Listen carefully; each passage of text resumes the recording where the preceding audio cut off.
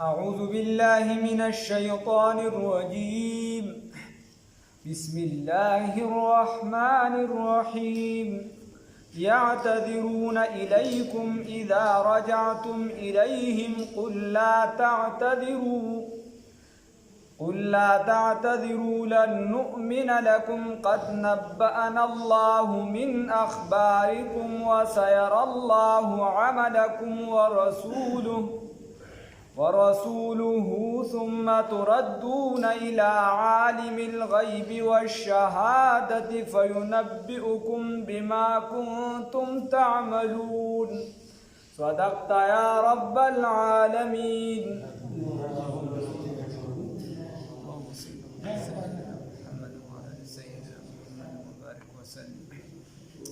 چون ګړومبي سبق ویلې شوی دی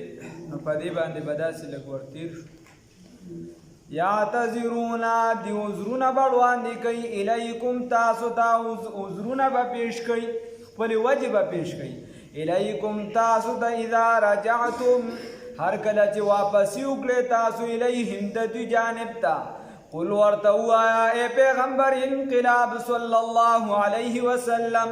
لا تعتذروا تاسو عذرونه مه پیش کوئ لن نؤمن لکم من هرگز یقین نه کوو په تاسو باندې قد نبأنا الله یقینا خبر راکړی دی الله رب العزت موږ ته من اخبارکم د خبر ستاسو نه وسير الله او ویني الله رب العزت عملكم عمل ستاسو ورسوله رسول د الله تعالی یا وسير الله وبخي الله رب العزت عملكم عمل ستاسو ورسوله رسول د الله تعالی ثم تردون یا وسير الله وبویني الله رب العزت عملكم عمل ستاسو ورسوله رسول د الله تعالی ثم تردون بیا بتاسو واپس کړی شئ الى عالم الغیب هغه ذات طرف ته چې په غیب باندې عالم دی والشهادت او هغه ذات طرف ته چې هغه په حاضر شیزونو باندې کوم چې موجود دی په هغې باندې عالم دی فینبئکم نو خبرداری بدر کړي تاسو ته بما کنتم په هغه سیزونو سره بما کنتم په سبب د هغې تعملون چې تاسو کوم عملونه کوئ سيحلف اوس رسول الله صلی الله علیه وسلم ته فرمای سيحلفون زردی چې دی وقسمونه خوري بالله په الله رب العزت باندې لکم تاسو ته اذن فهغه وخت کې انقلبتم چې تاسو واپس شئ الیهم د دوی طرف ته لتعرضوا عنهم د پاره د دې چې اعراض وکړي ته د دویونه چې ته اعراض وکړي د دویونه صحیح شو چې ته ورته څه پرابلم یا څه مسله نشته دي دا غواړي چې دې زمانه اعراض وکړي په دغه څیز سره یعنی تا ته چې عذر پیش کړه ته ورته چې بس هېڅ خبره نه خیر دی ټیک دي دی وایي چې زمانه خفګان ونه کړي نو الله رب العزت ورته وایي دی غواړي چې ته د دې نه مخ واړې خو په داسې سره نه چې ته ترې خفه شي نور د دې لپاره نه چې ګنې دي پیغمبر رسول الله صلی الله علیه وسلم عزت کو یو څه بل څه خو د دې لپاره یې وکړل که رسول الله صلی الله علیه وسلم نه خفه شي نو بیا خو به موږ وشرمېږو خبره هم ښکاره شوه نو دي د دې لپاره دی وایي چې اعراض وکړي د رسول الله صلی الله علیه وسلم زموږ نه په څه سره چې څه مسله نشته هېڅ فاعرضوا عنهم ته اعراض وکړه د دوی نه په نفرت سره نفرت پې وکړه انهم یقینا دا رجسون ګندګي ده دا خو ګندګي ده موږ چې څنګه په پښتو کې وایي چې دا ورته شغل دی دا خو بغیرته دی دا خو دا دی الله رب العزت هم دا شی انهم رجسون یقینا دا پلیتي ده ومأواهم جهنم او ځای د دوی جهنم دی جزان دا بدله ده بما کانو یکسبون په سبب دا چې کوم دي کړي دي یا کم کسب کوي یحلفون لکم دی قسمونه خوري تاسو ته یا قسمونه به خوري تاسو ته لترضوا عنهم دپاره دي چې تاسو رضا شئ د دویونه فإن ترضوا عنهم که چېرته تاسو رضا شئ د دویونه فإن الله بس یقینا الله رب العزت لا یرضا نه رضا کېږي عن القوم الفاسقین د قوم فاسق نه الله هم دې دغې نه وساتي اوس د باندې او د هاریې د ژوند فرق دار چې د باندې خلک چې دا عموما سخت وي مزاج یې سخت وي د دې وجې رسول الله صلی الله علیه وسلم فرمایلي د حدیث مفهوم داسې راځي چې د باندې په خلکو کې چې دی سخوالي زیات وي اوس زندگی خوښه شویم د خاریه د خلکو ده ځکه چې الته د علم زیات تر دغه وي علمونه پکې زیات وي هر قسمه خلکو سره ستا ملاقات کېږي د هر قسمه خلکو نه ته واقف کېږي د هر چا په مزاج باندې پوهېږي مزاجونه مختلف کېږي او بانډچیان چې دي نو دا اکثریت مزاج د دې دا سخت نو الله رب العزت وایي چونکې مزاج یې سخت وي نو چې په کفر کې نو په هغې کې هم ښه سخت ولاړ وي او که په اسلام کې نو په هغې کې هم سخت ولاړ وي نو الله رب العزت وایي الاعراب د بانډچیانو نه بعضې د بانډچیانو نه اشد زیات سختی کفرن په کفر کې و نفاقا او په نفاق کې منافقت کې و اجدرو او دا زیات لایق دي د څه الله یعلمو چې دی پوهه نشي حدود ما انزل الله په هغه حدونو هغې باندې چې نازل کړي بس توجه دې وساتئ چې نازل کړي دي الله رب العزت ما هغه چې نازل کړي دي الله رب العزت وایي پکار ده کیدی شي داسې چې دا بانډچیان چې دي دی په دې باندې پوه نشي چې خدای په کوم حدونو کوم علم را نازل کړی دی او ته ورته دا وایې چې دا خبره داسې ده داسې ده دی په دې نه پوهېږي ځکه چې دا د باندې خلک دي او دې ته علم داسې نه وي را رسېدلی څنګه چې هاري والا ته رسېدلی نو کیدی شي داسې علی رسولی پر رسول الله صلی الله علیه وسلم باندې والله یقینا الله رب العزت علیم علم والا دی حکیم حکمت والا دی ومن الاعراب و د باندچیانو نه من هغه څوک دي یتخذو چې دی ګڼي ما هغه څوک ينفقو چې خرج کوي مغرما تاوان بوج ويتربصو او دی انتظار کوي بكم پتاسو باندې الدوائر د آفت د دور علیهم په دوی باندې دی دایره السوء هغه آفت ناکاره والله یقینا الله رب العزت سمیع اوریدونکی دی علیم علم والا دی خبره دا ده چې په دې باندچیانو کې الله رب العزت ورته وایي چې بعضې منافقان دي او دا په کفر او منافقت کې ښه سختي ده د عامو نه سخت او دی انتظار کوي په تا باندې چې یو دور به په ده باندې راشي تلک الایام نداولها بین الناس چې په ده باندې به کله داسې وخت راشي چې موږ د ده نه دا زور وباسو یا داسې صحافت پر رسول الله صلی الله علیه وسلم باندې راشي نو الله رب العزت ورته خیرو والا جمله استعماله کړې الله وایي علیهم دایرة السوء په دې باندې دا ناکاره آفت دي دا ناکاره آفت دي په دې باندې وي دې وجې د رسول الله صلی الله علیه وسلم باره کې ډېر د احتیاط ناکاره واخیستل پکار دا خبره معلومه شوه چې دا باندې والا چې دا سخت مزاجن او بیا الله فرمای ومن الاعراب اوس باندې والا ټول یو شان خلک هم نه دي ما تاسو وایي ستې مؤمنان نو بیا په ایمان کې خصه هغه په هغې په خپلو خبرو باندې کلک ولاړ وي د ایمان ځکه په داسې حدیث کې هم راځي رسول الله صلی الله علیه وسلم فرمایي چې په آخره زمانه کې به د هغه کس ایمان محفوظ وي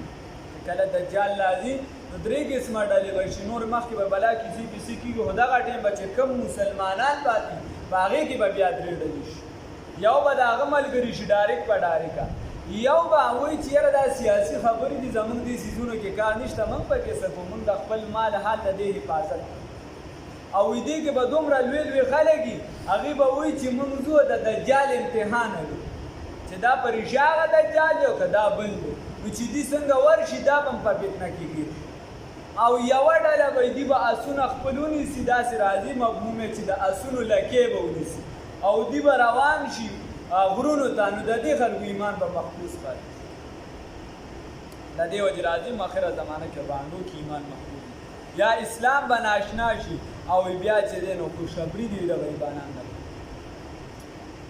او بله خیر نو بعضې د دې نه چې دی عام مؤمنان دي او هغه چې دی بیا په ایمان باندې نو دا منافقان چې کوم دي دي چې کومه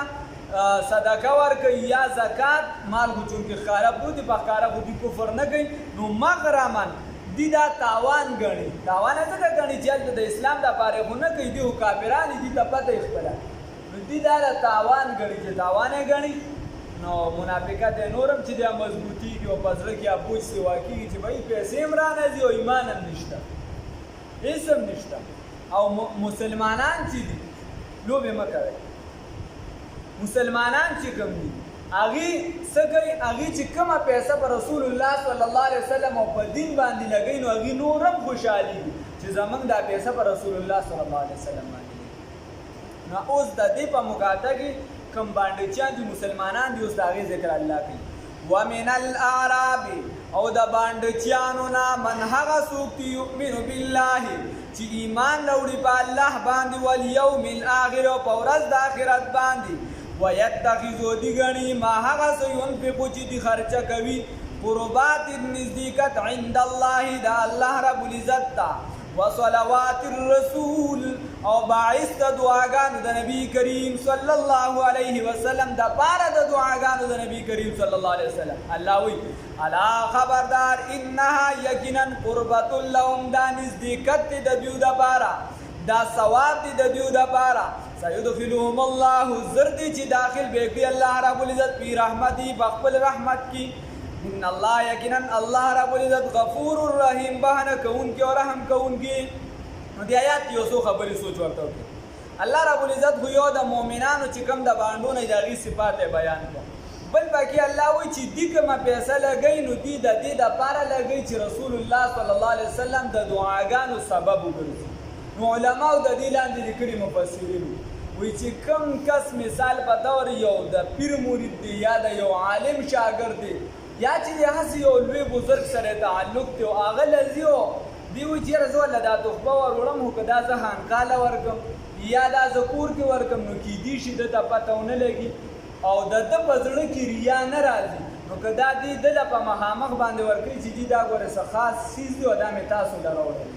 دا څه خاصه تحفه ده او ستاسو د ادارې له مې وروړی محتمم ته دا وایي دپاره د دې چې دې وایي چې زه د ده په خاصو دعاګانو کې شامل شم د ده نیت پکې دی نو یوه صلوات الرسول دا مؤمنان د دې دپاره صدقه کوي چې زه د ده په خاصو دعاګانو کې د رسول الله صلی الله علیه وسلم شامل شم چونکې نبوت د دروازه خو بنده ده او دا نور چې دي بزرګان یا اولیا یا علما دا چې دي جواب خو دا شوه د دې دپاره کیدی شي بیا دکه شان دا صدقه چې ده نبی کریم صلی الله علیه وسلم فرمایي چې کوم کسان خپل مال دا خیرات کوي نو رسول الله صلی الله علیه وسلم فرمایي الصدقه تدفع میتة السوء رسول الله صلی الله علیه وسلم فرمایي چې کوم کس باندې خراب مرګ راځي په خراب حالت کې مړ کېږي دا صدقه چې ده دا دغه خراب مرګ دا ختمېدله به مرګ خراب نه راځي مرګ به په سم حالت کې راځي بل رسول الله صلی الله علیه وسلم فرمایي الصدقه تدفع البلاء دا صدقه چې ده دا بلاګانې ختموي دا څه کوي بلاګانې په تا چې کوم مصیبتونه راځي دا ستانه دا ختموي رسول الله صلی الله علیه وسلم فرمایي بل تا د الله رب العزت پس عمل باندې غصه دی د څه وجې تا ازار ده چا اغوښتې دی بل څه وجه ده بل څه ده چې ته کله صدقه ورکړې نو رسول الله صلی الله علیه وسلم فرمایي الصدقه تطفئ غضب الرب وی دا صدقه چې ده دا د خدای پاک هغه غضب چې دی دا مړ کوي دا د خدای پاک هغه غضب دا مړ کوي نو د دې وجې بیا صدقه کې علماو لیکلي دي چې دا څه ضروري نه ده چې ته د دیګ پوخ کړې او ته د خاص خلک راغونډ کړي یا ته د کور یو څیز بس خاص ملګري په بعضو موقعو باندې په خاصو خلکو باندې چې دی دا ته کوه او په بعضو عام موقعو باندې ته وګوره چې کوم کس ته د څه څیز چاته به دوایي ضرورت یا هغه د دوایي ضرورت پوره کړه دا لویه صدقه ده که ته لوی دیګ پوخ کړې دې ټایم کې عام خلک دی وګوري خو هغه له به هغه شان څه میلوي یا یو کس ته چې دی بل څه ضرورت دی بل څه ضرورت دی د یو غریب ضرورت ته وګوره د هغې مطابق کار دا افضله صدقه او الله رب العزت وایي چې دې ته په دې سره قربت ملاویږي دا د دې دپاره نزدېکت دی او الله به په خاص رحمت کې داخل والسابقون الاولون او هغه وړاندې کېدونکي خلک هغه وړاندې د وړاندې کېدونکو نه یا وړاندې خلک من المهاجرین د مهاجرینو نه والانصار او د انصارو نه والذین او د هغه کسانو نه اتبعوهم چې تا اوس بانډچیانو واره کې خدا رال چې دا سخت او دی خو دا رال چې دا مؤمنان چې باقي کم دي نو دا باقي بیا په د رسول الله صلی الله علیه وسلم د خوشحالولو دپاره نیکي کوي او دی خو چې رسول الله صلی الله د الله رب العزت د قربت دپاره نیکي کوي امام غزالی رحمت الله علیه لیکلي امام غزالی صاحب وایي بعضې عام ته ورم چې چاته د مونځ پرشر دا ډېر زیات یو کس د چې چاته د مونځ د احکاماتو پته یو خو چې هر کو جابوري ځان لګي خو چې د مونځ د کیسو ورته پته چې بهی د امامتۍ دومره سخت عذابونه ثواب هم ډېر زیات خو کیسه هم د ټولو خلکو ذمهواري ده نو پرشر یې زیات دی نو چې چاته سم دم ځایونه یاد وي هغه ورته چې دی په مانځه کې اکثر ګډوډ کېږي نو یو امام و هغه ته امام غزالی رحمت الله علیه فرمایي هغه ته قرآن کې څه ځایونه یاد وه به مانځه کې وي نو یو به دا ځین پکې وي اوس یو به چېرته زمونږ په شانو باندې چې نو هغه ورپسې لمونځ وکړو نور منځونه به یې کېدای شي دا لنډ لنډ کول هغه به چې راورسېده دا آیات به وي الاعراب اشد کفرا و نفاقا چې دا باندېچیان چې دي دا په کفر او په منافقت کې ډېر سخت نو دا آیات به وي د غریب چې چېرته دا اورېدلي دا ورپسې آیاتونه یې نه اورېدلي دا یې اورېدلي ورپسې آیاتونه دوی یو ورځ یې سوچ کړی یاره د امام هډوکۍ څه کار نشته او ټوله زموږ غیبت کوي په سبا یا بله ورځ بیا راغلي بیا یې د آیات اورېدي دوی خو بیا زموږ غیبت کوي لګیا په درېیمه ورځ یې بیا اورېدی چې په درېیمه ورځ یې اورېدي نو د ځان سره کونټۍ راوړی وه نه امام یې دوه درې ګزاره والی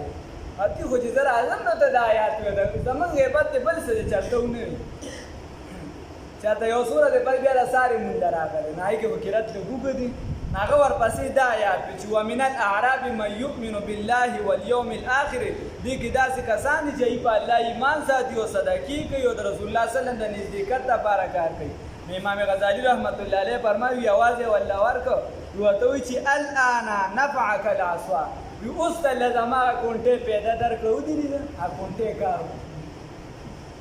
الله رب العزت ته راته نو الله رب العزت اوس د مؤمنانو طبقات ذکر کوي خاص کر د هغې نه د صحابو مضبوطه خبره ده نو یو قسم ټولګي دی چې په دې کې سابقون الاولون وړاندې خلک دي د ټولو نه دا هغه دي چې دي ابتدایي ایمان پر رسول الله صلی الله علیه وسلم راوړو چا ډایرکټ او چا ورپسې بیا راوړو